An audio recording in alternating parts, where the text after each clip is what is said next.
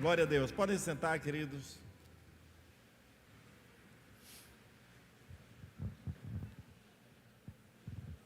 Aleluia. Eu quero trazer uma meditação agora, uma mensagem. Queria lembrar também que domingo que vem nós vamos começar uma série de 3 semanas, uma mensagem com o tema perseverança. Então nós vamos estar no primeiro domingo, que é domingo que vem, trabalhando isso sobre perseverança. Eu vou estar ministrando sobre perseverança para um viver cristão consistente, de nunca voltar atrás, de estar sempre em alta, sempre apaixonado por Deus, sempre firme nas promessas de Deus. E no segundo domingo, dia 15, vai ser pregado perseverança para o viver extraordinário. E no dia 22, os inimigos da perseverança. Nós vamos tentar entrar em todas as áreas da vida cristã, no primeiro domingo comigo. No segundo domingo, a pastora Jo falando sobre nas áreas de viver extraordinariamente, uma vida diferente, avançada, como cristão e seguidor de Jesus e como irmãos em Cristo. E no terceiro domingo, nós teremos nosso irmão Wesley pregando sobre como os inimigos da perseverança, envolvendo essa área profissional, a área empresarial, como muitas vezes nós cristãos estamos falhando, não conseguimos permanecer num ritmo, porque nós estamos falhando nessa questão da perseverança, de ter hombridade naquilo que nós fazemos. Então vai ser muito legal, 3 domingos seguidos. E no quarto domingo nós teremos a Daphne aqui, no dia 29, a pastora Daphne. Muitos de vocês já conhecem, ela é uma inglesa, cheia da unção de Deus. Ela ministra sobre alcançando a próxima geração. E hoje eu quero falar um tema que talvez você não, inicialmente a gente acha meio estranho, mas fique tranquilo, calminho, fique no seu lugar até o final, que você não vai se arrepender. O tema é a nossa igreja e a política. Por que a nossa igreja e a política? Por que não seria o cristão e a política? Nós, todos os anos eleitorais, toda vez que tem eleição, no ano eleitoral, desde o tempo que o pastor Sabat estava aqui, nós ministramos falando um pouco sobre essa postura da igreja, postura dos cristãos em relação à política. E eu estou falando a nossa igreja, porque nós somos responsáveis por essa igreja. As demais igrejas é responsabilidade de quem está à frente. Então, isso não abre espaço para a gente criticar outros que pensam diferente, amém? A nossa igreja tem uma postura relacionada a esse tema, você vai saber hoje se você não sabia. Mas não quer dizer que todas as outras igrejas pensam igual. E nós não somos donos da verdade, não temos direito de julgar os outros. Até porque nós não somos Deus, e a igreja não é nossa. E as pessoas, cada pessoa é um filho de Deus que tem liberdade de pensar, de raciocinar e responsabilidade de agir conforme a sua consciência. Se você é um cristão, você vai buscar na palavra de Deus a melhor maneira de agir em qualquer situação, inclusive na política, para que a gente não se perca no meio do caminho. Amém, irmãos? Isso é muito importante. Então, eu quero começar lendo Filipenses capítulo 1, versículo 27. Antes de ler, só contextualizar aqui. Filipenses são os habitantes de Filipos. Filipos era uma cidade, ficava lá na região do Oriente Médio, e ela estava dominada pelos romanos. Só que quando a gente pensa em domínio romano, a gente pensa que os romanos chegavam lá, matando todo mundo e destruindo. Não, muitas vezes eles conquistavam assim, eles faziam aliança com aquele rei e diziam: olha, se você se entregar, nós vamos trazer benefícios para o seu país, para a sua cidade. E aí eles faziam acordos políticos, muitas vezes. Se não fizesse acordo, eles tomavam na força, mas se fizesse acordo, eles assumiam o governo, e agora eles ofereciam cidadania romana para aquele povo de Filipos, de graça. Então, ser cidadão romano naquela época era muito importante, porque era uma potência mundial da época. Então, os filipenses tinham o orgulho de terem a cidadania romana, vida melhor, escola melhor para os filhos. Quem aceitava ser um cidadão romano, tinha benefícios do governo, que era a forma dos romanos conquistar sem resistência, sem o povo se levantar contra. Então eles aceitavam ser de outra cidadania, ter outra cidadania, e viver bem. E com isso, muitas vezes eles viviam melhores do que os nativos, ou aqueles que não aceitavam a cidadania. E aí isso estava interferindo na igreja, porque as ideias romanas, que eram bem contrárias, em muitos casos, às ideias dos judeus, a cultura judaica, entrava em choque, e isso estava causando problema na igreja, divisões na igreja. É por isso que Paulo escreveu para aquela igreja, para corrigir isso aí. Por isso nós vamos ver o que ele diz aqui. Vamos ler o texto. Filipenses capítulo 1, versículo 27. Diz assim: acima de tudo, vivam de modo digno do evangelho de Cristo, para que, ou indo até aí para vê-los, ou estando ausente, eu ouça a respeito de vocês, que estão firmes em um só espírito, como uma só alma, lutando juntos pela fé do evangelho. Então Paulo obviamente estava distante. Ele escreveu uma carta para essa cidade, para essa igreja, dizendo: olha, acima de tudo, ou seja, aconteça o que acontecer, não importa o que estiver acontecendo, vocês têm a responsabilidade de viver de modo digno do evangelho de Cristo. O mais importante, traduzindo aqui, ele está dizendo: o mais importante de tudo é viver corretamente, como ensina o evangelho. Sabe, certas coisas na vida, sobre qual é o seu estilo de vida, como você vai criar seus filhos, como você vai viver no dia a dia, que trabalho você vai fazer para se sustentar, isso é uma responsabilidade sua, de ser correto, de agir dentro dos padrões bíblicos também, mas acima de tudo, vocês têm que zelar pela unidade, tem que viver de modo digno do evangelho, ou seja, viver uma vida correta, para que as pessoas não venham falar mal do evangelho, por causa das atitudes de vocês. Vocês são romanos? Sim, pode ser, não tem problema.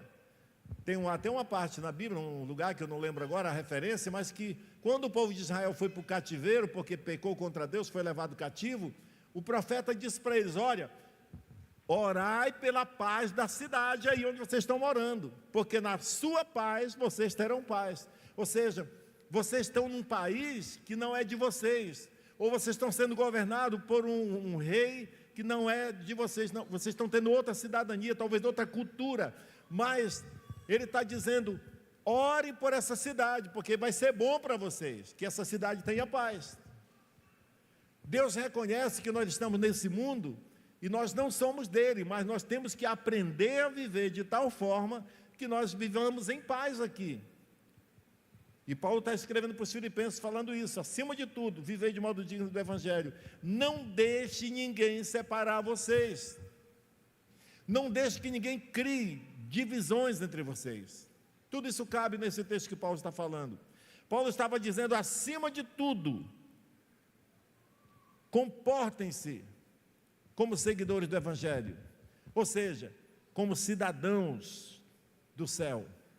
Em Filipenses, no capítulo 3, versículo 20, diz: a nossa pátria está nos céus. Então tenha essa consciência, que mesmo vivendo num momento como esse, que nós temos que nos virar, nós temos que nos informar, nós temos que aprender a divergir, porque vai haver divergência entre nós. Eu vou votar num candidato e você vai dizer que o outro é melhor e eu acho que esse é melhor. Então isso é comum e normal, e deve haver isso entre nós, para que nós possamos responsavelmente, com equilíbrio, ajudar uns aos outros. Afinal de contas, eu falei 2 domingos atrás, pela Bíblia, que nós somos mais inteligentes do que os nossos mestres, nós somos mais sábios que os nossos mestres, porque nós temos a palavra de Deus em nós, nós temos o Espírito Santo em nós, então nós temos condições de fazer com que esta cidade comece a melhorar de vida, juntando essas centenas de crentes daqui, com as centenas de crentes dali, com as milhares de outros cristãos por aí, sabe, nós poderíamos proporcionar uma atmosfera de paz, de tranquilidade, de honestidade na nossa cidade, influenciando. Os cristãos precisam lembrar-se de que, embora estejam vivendo neste mundo, não pertence a ele. Amém? A nossa cidadania definitiva está nos céus. Isso é uma questão de consciência, de identidade. Eu moro aqui, eu tenho que seguir algumas leis aqui, mas a minha maior responsabilidade e compromisso espiritual é com o Rei da Glória, é com meu Senhor. Por isso, viver de modo digno do Evangelho. Sendo assim, então, a primeira fidelidade dos cristãos deve ser para Deus e não para os governos humanos. Nós precisamos nos envolver na política, com certeza. Nós não vamos deixar que outros escolham por nós. Nós não vamos ser alienados ao ponto de depois dar tudo errado e a gente lamentar sem ter feito a nossa parte. Nós somos cristãos inteligentes, nós podemos sim escolher e escolher muito bem, com muita sabedoria. Mas nós precisamos ter em mente que a nossa lealdade maior é para o Senhor. Por exemplo, os irmãos podem trabalhar na política? Podem, é um trabalho. Um candidato ou um partido contrata você para entregar panfleto na rua, e você está desempregado, vai lá, entrega panfleto e ganha dinheiro. Ele contrata você para ir de casa em casa, convidando as pessoas para votar nele, e paga você para fazer isso, é um trabalho, faça. Agora, quando chegar, está aqui uma sacola de dinheiro para você comprar o voto das pessoas, aí você está fora. Amém? Porque infelizmente, irmãos, infelizmente, nós ouvimos ainda tanto, não aqui tanto, não sei, a gente não fica assim, bisbilhotando, mas infelizmente, tantos prejuízos são causados entre irmãos por causa de políticas. Irmãos que desaparecem da igreja por 2, 3 meses. E a gente, meu Deus, será que o irmão morreu ou se mudou de cidade?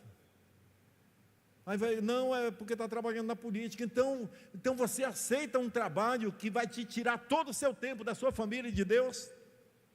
É coerente isso? Com quem é inteligente? Não. Então nós temos que saber nos posicionar de tal forma que a gente não vai ficar alienado, mas também a gente não vai ser escravo disso. Amém? Então, o primeiro ponto que quero falar aqui nós estamos no ano eleitoral e nós não podemos ignorar isso.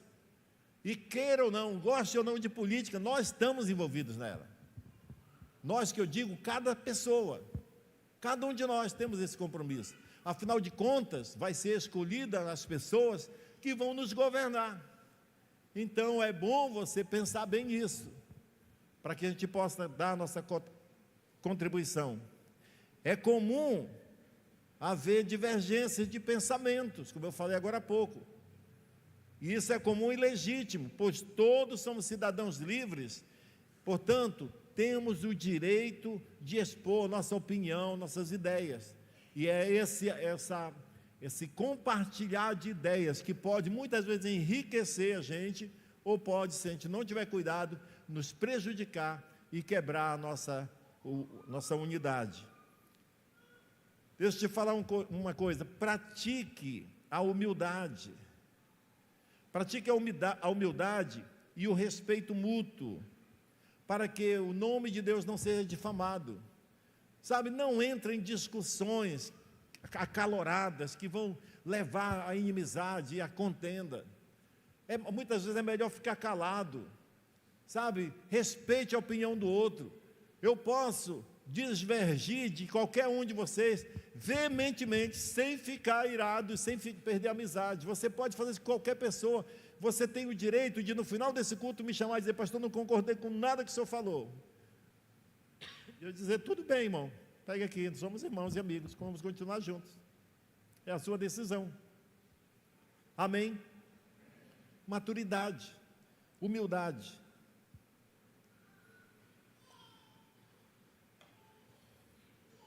Isso é muito importante para nós. Pratique a humildade. Como igreja, nós não defendemos uma bandeira política, ou uma bandeira política ou partidária.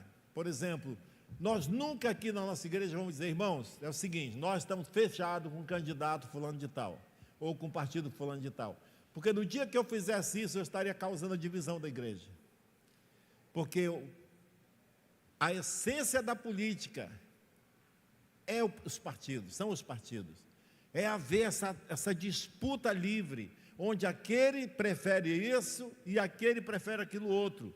E eles vão disputar na eleição e quem tiver maioria ganha. Isso é a essência da política. E se a igreja entrar nisso, ela vai causar divisão. Imagina se eu dissesse assim: já teve vezes que tinha vários candidatos da nossa igreja, e se eu dissesse eu apoio, peço para a igreja apoiar o candidato fulano de tal, eu estaria causando uma divisão com pessoas que pensam diferente, que preferiam outro candidato.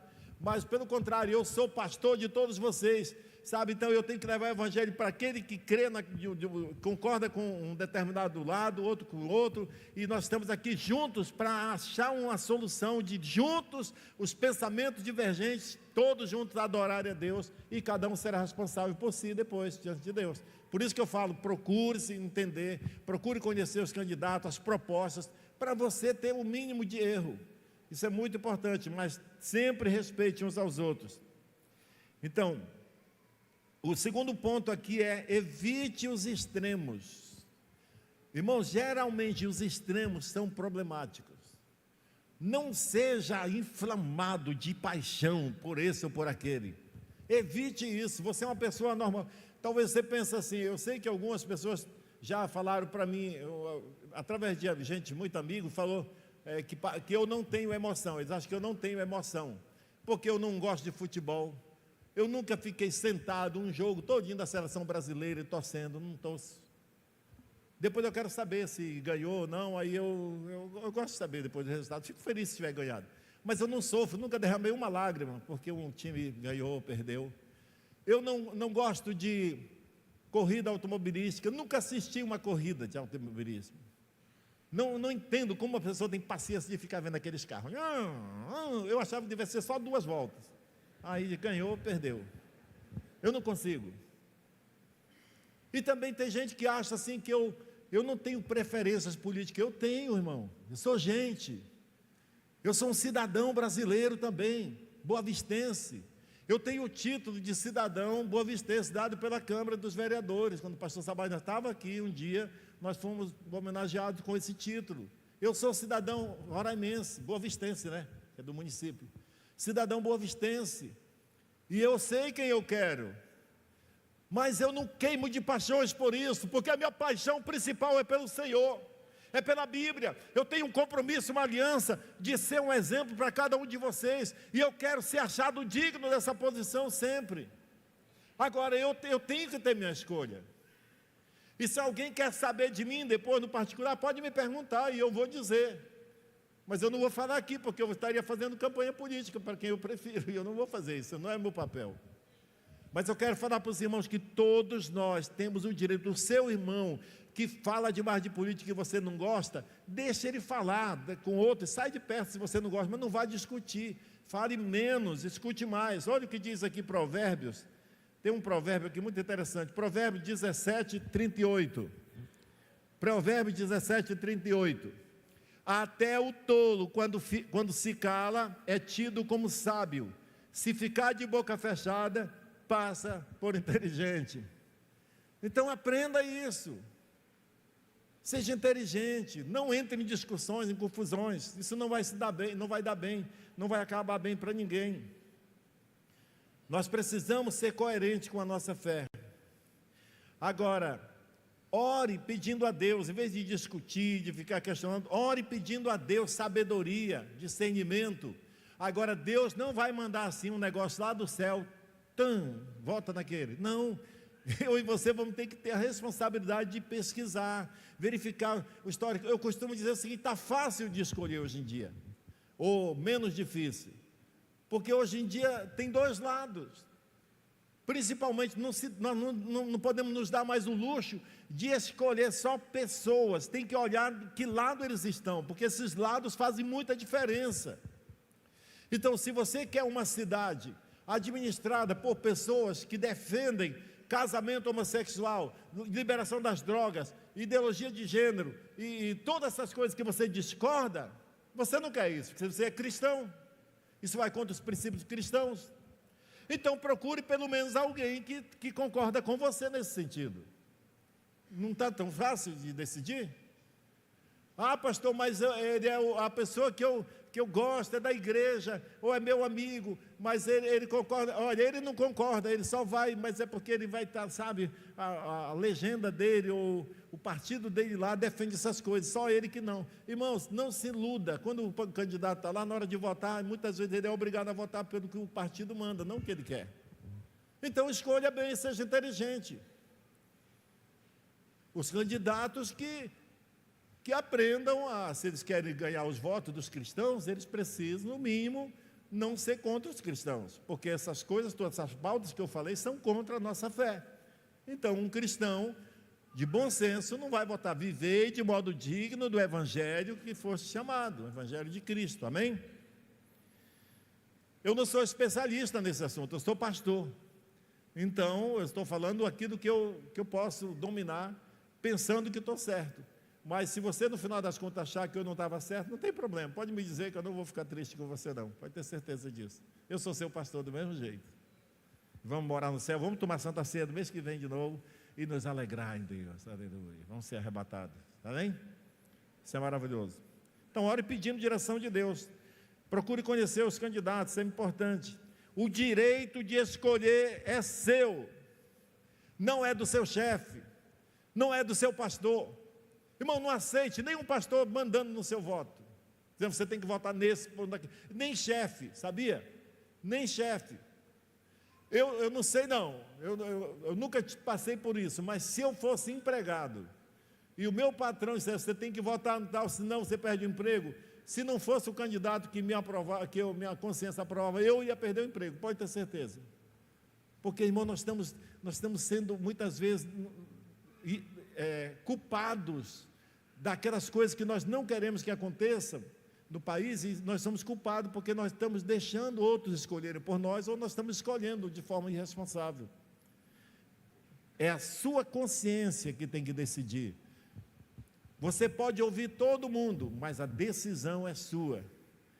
Eu posso influenciar no sentido de responder as perguntas. Muitas vezes meus filhos dizem, pai, você vai votar em quem nessa eleição? Já teve muitas vezes que eles disseram, não, nessa eu não vou votar não, nessa seu candidato eu não vou votar não. Olha, eu acho que é o melhor. Não, mas eu nunca amei, eu já briguei alguma vez, Ana? Não. Às vezes nós vamos no mesmo carro para votar, eu vou votar num e ele vai votar no outro. Em geral a gente tem um consensozinho, né? Em geral. Mas eu não posso mandar no voto da minha filha, nem do meu filho, nem da minha esposa. Cada um é livre. Para a liberdade, Cristo nos libertou, amém? E o ponto número 3, pratique a maturidade nos debates e conversas sobre política. Pratique a maturidade. Sabe, não seja daqueles que cria tumulto, que fecha a mente só para um lado e só fala naquilo, e se outro quer falar um pouquinho, não, é melhor não falar porque senão vai ofender. Não, irmão, nós temos todos o direito de falar, de expressar a nossa opinião. Seja humilde e fale menos. É muito importante. Eu quero pedir para você o seguinte: decida isso no seu coração. Decida que você vai continuar sendo amigo e amando aquele irmão da igreja, não importa qual seja o lado político, o pensamento político dele, a ideia dele, mesmo que ele seja totalmente diferente de todos nós.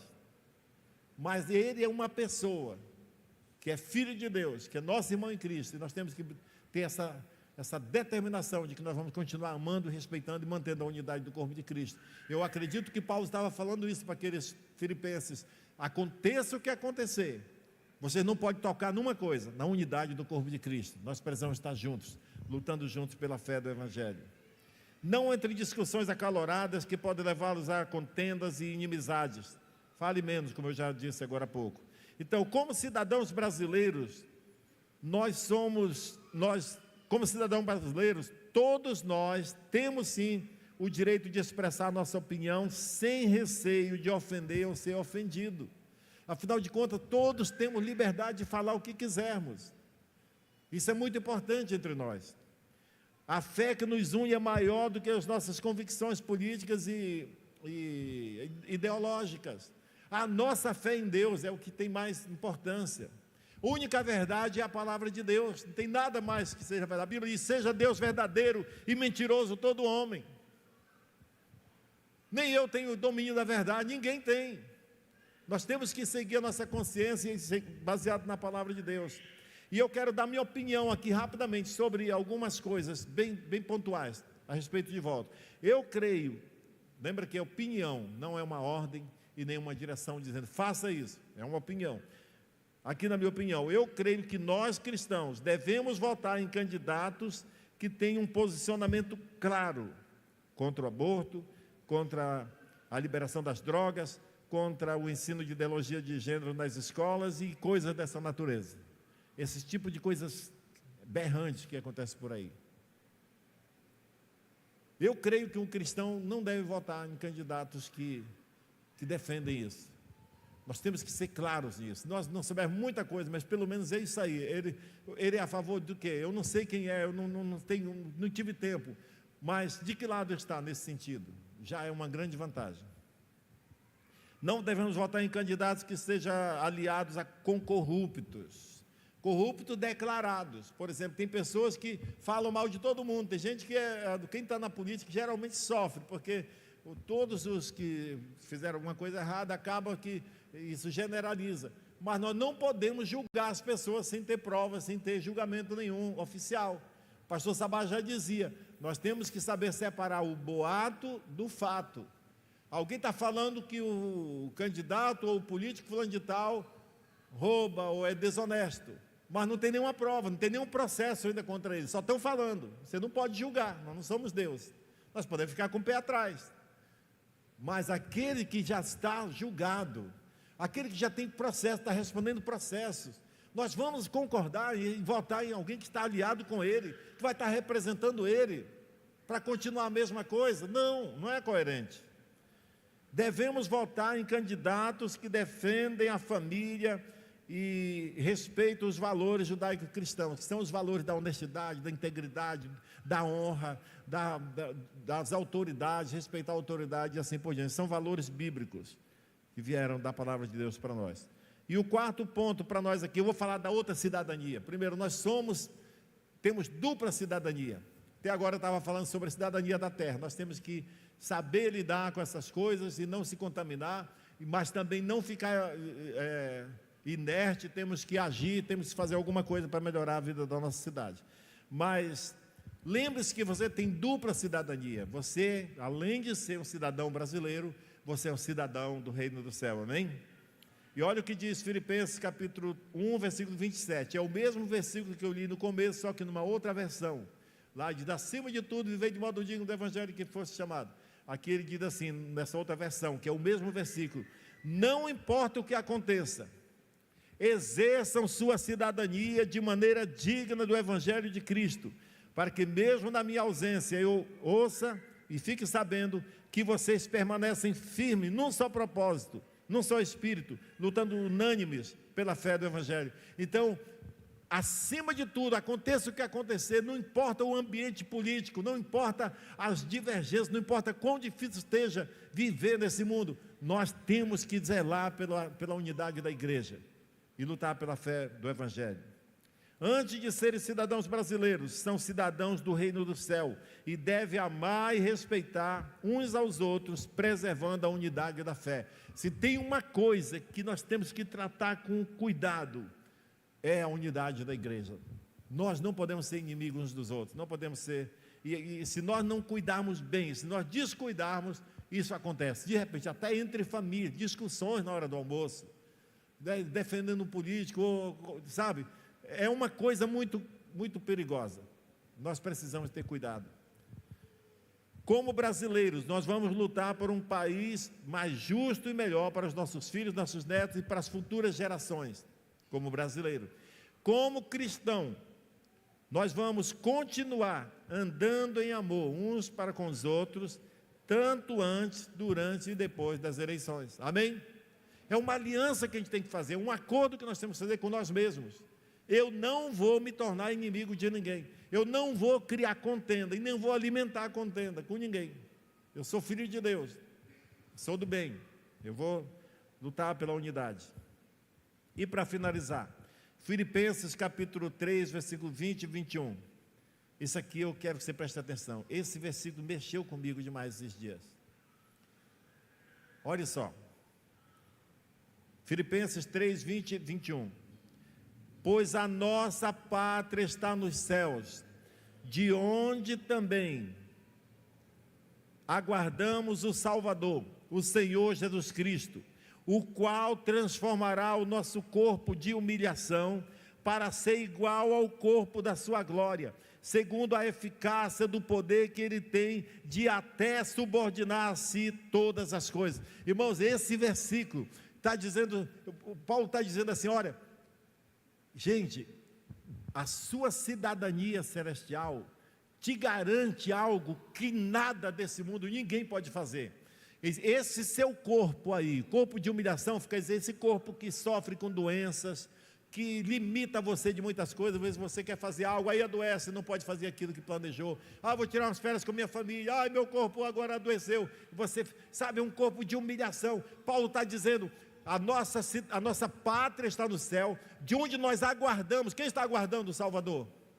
De onde nós aguardamos o Salvador, o Senhor Jesus Cristo, o qual transformará esse nosso corpo de humilhação, esse corpo frágil que nós temos aqui, que adoece, que fica defeituoso, que por sinal muitos deles são feios pra caramba, que tem até que gastar muito, né, fazendo escaqueado para melhorar. A Bíblia diz que esse corpo de humilhação será transformado ao corpo da sua glória. Sabe qual é o corpo da sua glória? O corpo da glória de Cristo é aquele corpo que saiu da sepultura, que o seu rosto brilhava como o sol ao meio-dia, que os soldados romanos, ao dar depoimento, disseram assim, nós não sabíamos o que estava acontecendo, de repente o sol nasceu de dentro da sepultura. Sabe o que era esse sol que ele estava vendo? Era o brilho do Todo-Poderoso.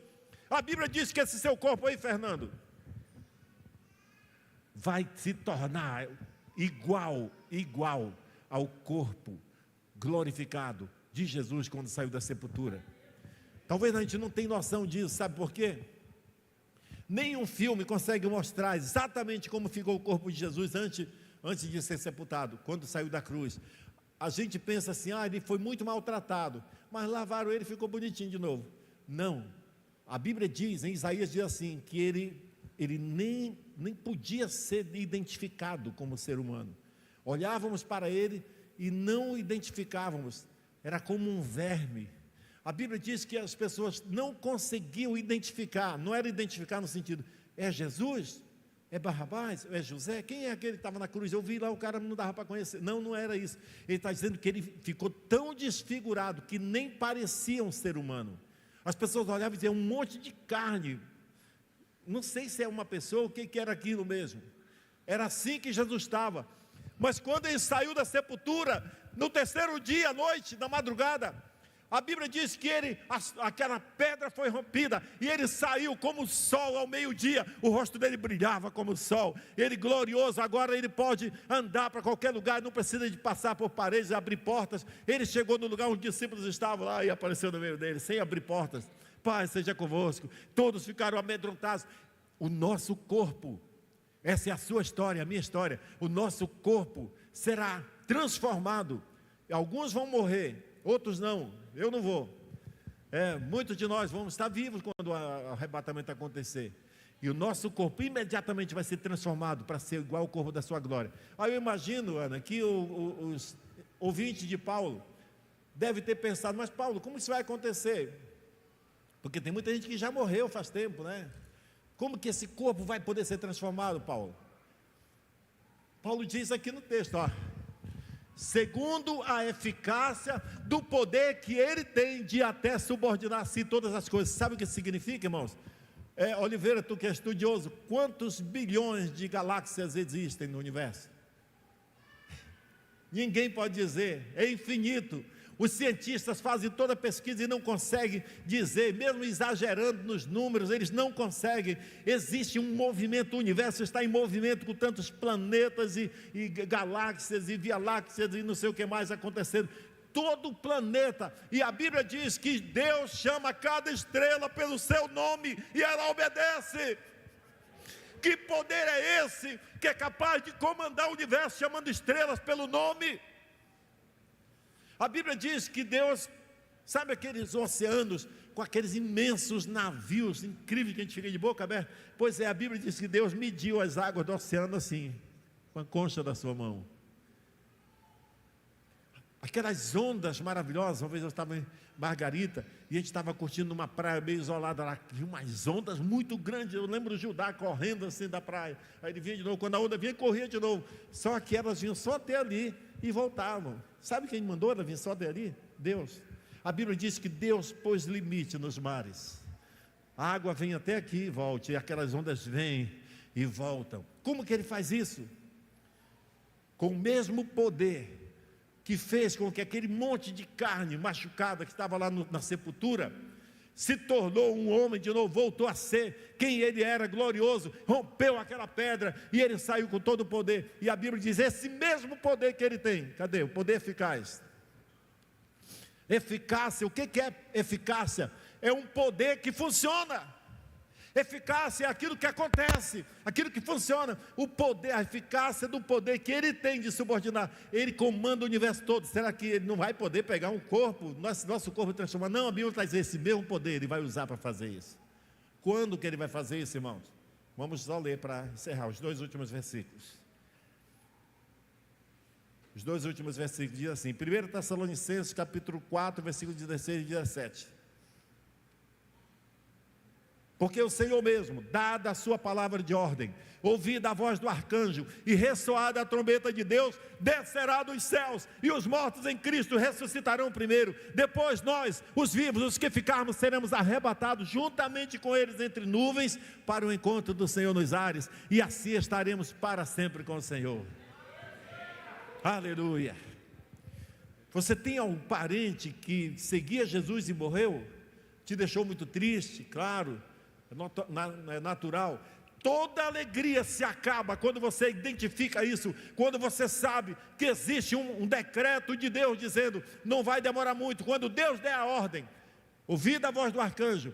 Que arcanjo? O arcanjo Miguel, que a Bíblia identifica ele como comandante dos exércitos do Deus Todo-Poderoso. Quando esse anjo tocar essa trombeta, sabe, naqueles lugares, eu imagino lá nessas hidrelétricas, em Tucuruí, por exemplo, tem aquelas grandes lajes de metros de concreto, e pessoas que morreram na época da construção lá, que ficaram lá, não puderam ser resgatados. Quando a trombeta tocar, irmãos, aquele concreto vai explodir, pum! E os corpos vão sair. E aqueles mortos que morreram há mais de 100 anos, 200, 500 anos, eles nem existem mais, mas o poder que ele tem, o poder eficaz de Deus, vai fazer eles surgirem da terra. A Bíblia diz que o mar vai dar os seus mortos, o mundo dos mortos vai dar os seus mortos, a terra vai dar os seus mortos. Todos vamos ter um corpo glorificado, todos os que morreram em Cristo e os que fomos ressuscitados, os que fomos arrebatados. Por isso, tudo isso é tão grande que qualquer divergência política não deve mexer com a gente. Não deve mexer com a gente. Nós temos que estar acima disso. Nós temos que ser as pessoas que os outros vão vir buscar conselho em nós. O que eu faço? Como que eu voto? Quem eu escolho? O que eu faço agora? Os próprios políticos deveriam vir buscar conselho em nós. O que eu faço agora para governar bem essa cidade, pastor Lima? O que eu faço para todos nós? Qualquer um de vocês aqui tem a sabedoria para governar bem. Você já governa bem a sua célula, você já governa bem, você administra pessoas, você tem o dom da liderança, você tem a sabedoria de Deus. Essa igreja te proporciona a oportunidade de você ser usado por Deus. Nós vamos ser usados para fazer nossa cidade, o nosso país se tornar melhor a cada dia, em nome de Jesus. Enquanto nós estivermos aqui, nós vamos fazer o nosso melhor, amém? Isso é muito importante. Nós precisamos ser uma igreja relevante, uma igreja que vai levar para fora das paredes a vida, a organização, a boa administração e a mudança da sociedade, para a glória de Jesus. Eu quero convidar você para ficar em pé agora. Eu quero fazer uma